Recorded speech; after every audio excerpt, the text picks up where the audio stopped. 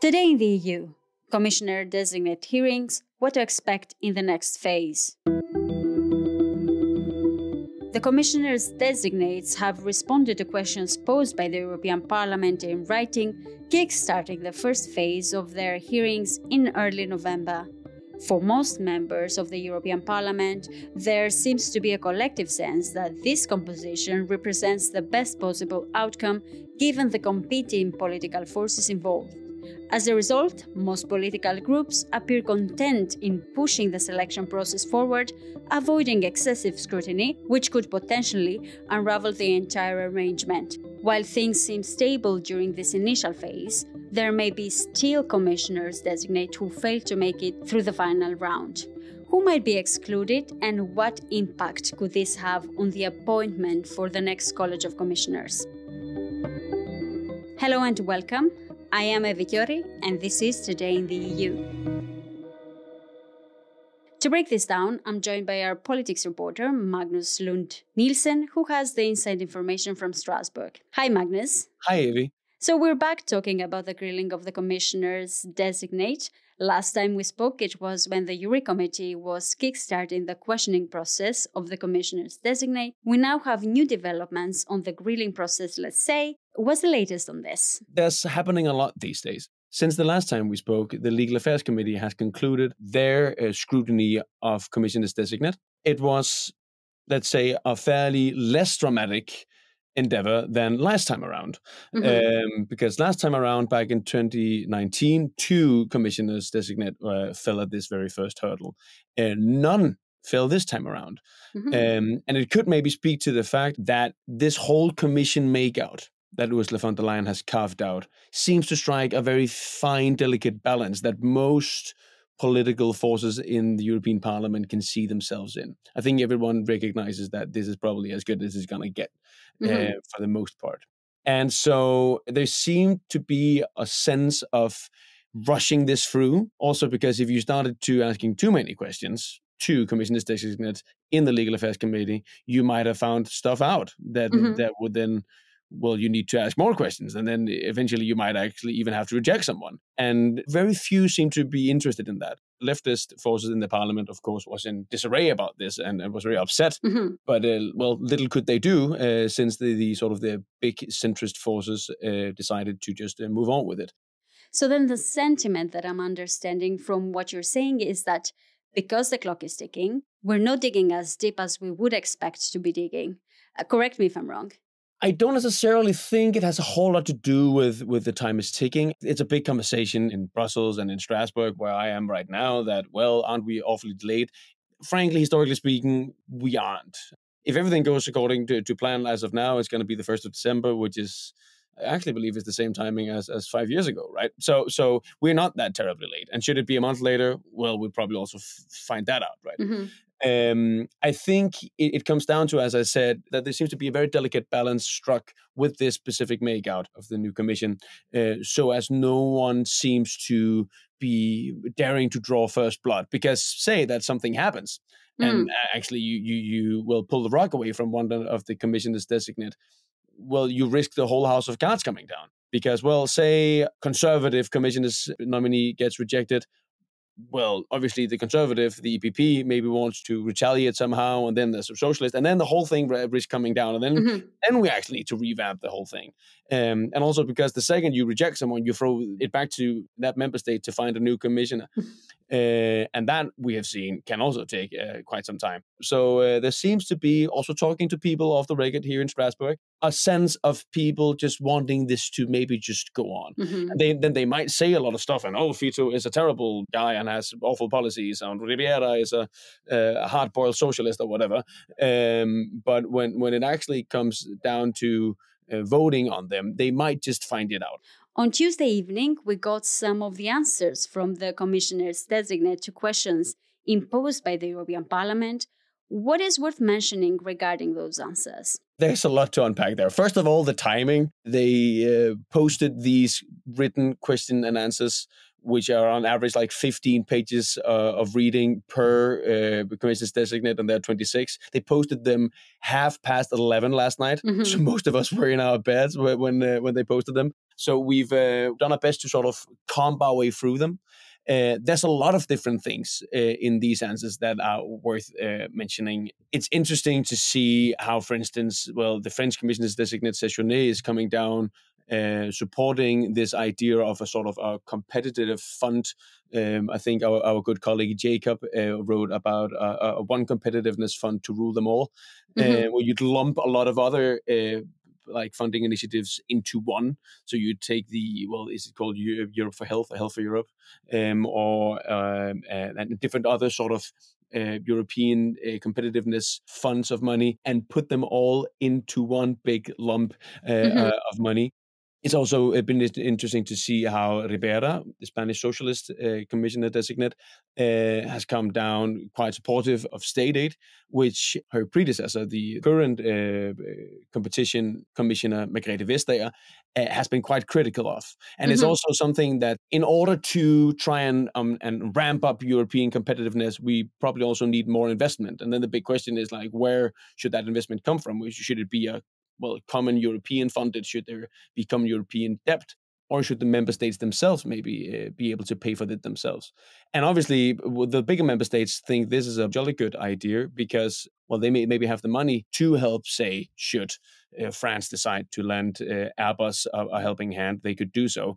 But for smaller member states, it might not be such a good idea.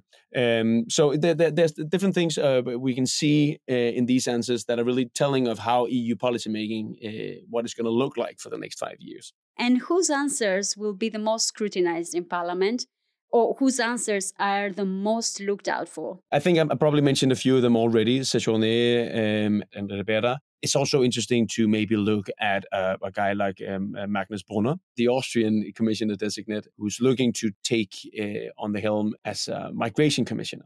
Magnus Brunner has a law background, which is, I think, very important in this case. He's done an excellent work as a minister, has shown the competence to lead and to work in depth in a topic. And therefore, I'm convinced that he will master the file excellently. Said Ursula von der Leyen while presenting the upcoming Commissioner on Migration.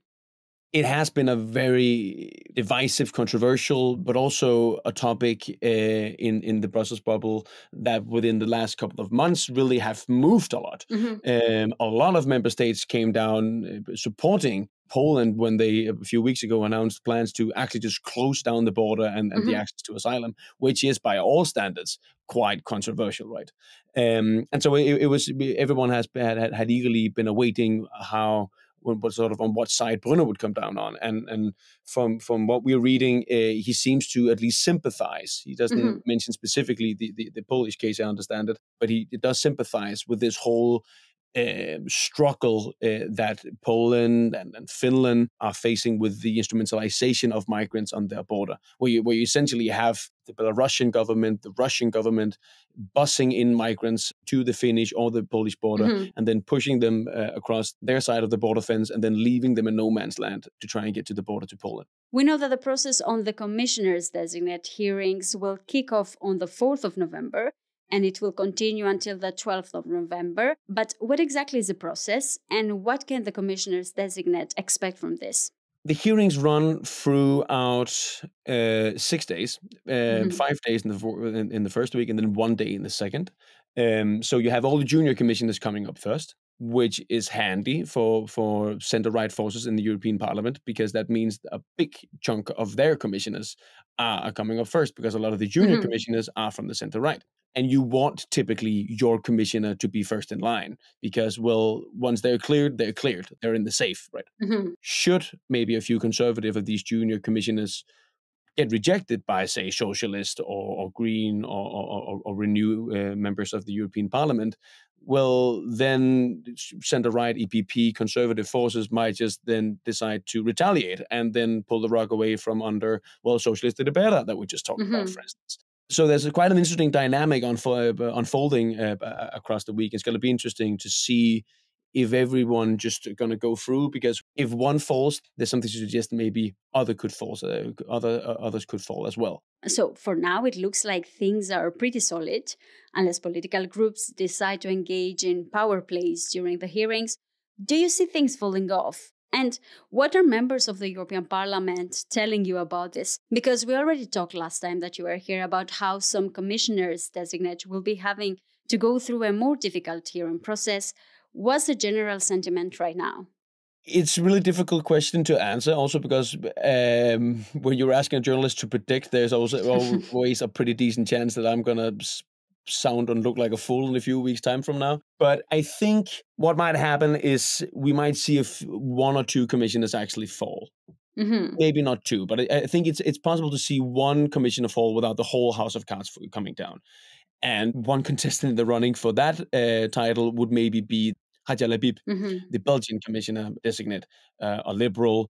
Most people I talk to seem to agree with the sentiment that she's not a particularly strong candidate. Mm-hmm. There are a few things in her past. She have been involved in dealing out visas to people from Iran, for instance, while she was Minister of Foreign Affairs in Belgium. When she was working as a journalist, she visited Crimea. Immediately after that, weren't particularly clear about whether Crimea was Ukrainian land or whether it was indeed Russian. She has since, I should say, put the record straight on these questions. But nonetheless, she could be in for a rough patch during commissioner hearings. If she falls, I don't think there's a risk of the whole House of Cards coming down necessarily, because I think also talking to, liberal forces here in the parliament, I think they recognize what I just said. And so Belgium would have to come up with another one. If someone else falls, well, then we have another situation. Now, you mentioned a deadline, a possible deadline for the hearings to be over and for the commission to fall in place during the beginning of December. What else can we expect there? I know that the next few weeks are going to be crucial and very interesting for us to follow, but what we will be seeing exactly? First of all the commissioners-designate will be heard in their respective committees. They'll be approved, if they get approved, by leading members of the respective committees representing 2/3 of the specific committee. If they don't do that, then they'll get on to pass on to a vote in the entire committee, where they just need a majority to pass. All this needs to be done for all 26 commissioners-designate before we go to plenary in Strasbourg the next time. And we do that in the last week of November. Because the last week of November, during plenary, the whole commission is put to a vote in front of the European Parliament. And so if we don't have all 26 commissioners cleared by the respective committees before the next plenary, they will have to wait until the next plenary. And the next plenary is in December. And then we'll probably see a new commission being sworn in January. But then again, December doesn't leave us with a whole lot of time because, there's Christmas all of a sudden, right? So you might even see the timeline being postponed even further. I think all of Europe wants the new commission to start as soon as possible. But we also have to do all the due diligence, the hearing procedures that are necessary. It is, for me, impossible to foresee the length of this process. And I know that the Parliament is working very hard to be as fast and as precise as possible. Clarified Commission President when asked about the time frame. With the timeline we are working with currently, we do have some leeway. There is some margin and some extra questioning to some commissioners designate. But I think it's fair to say that if one gets rejected, we're not going to have a new commission in December. Because, again, you throw it back to the member state to have that then have to find a new candidate. And then the Legal Affairs Committee need to do their thing again, as we talked about in the last episode I was with you.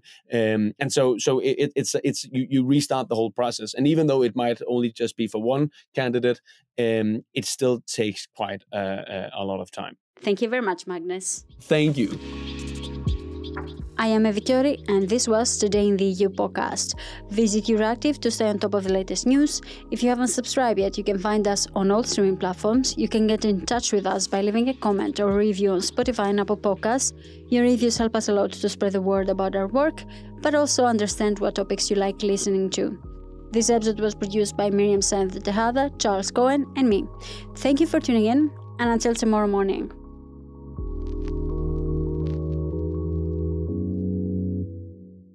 As part of our commitment to accuracy, inclusion, and transparency, Euractiv is part of the Trust Project.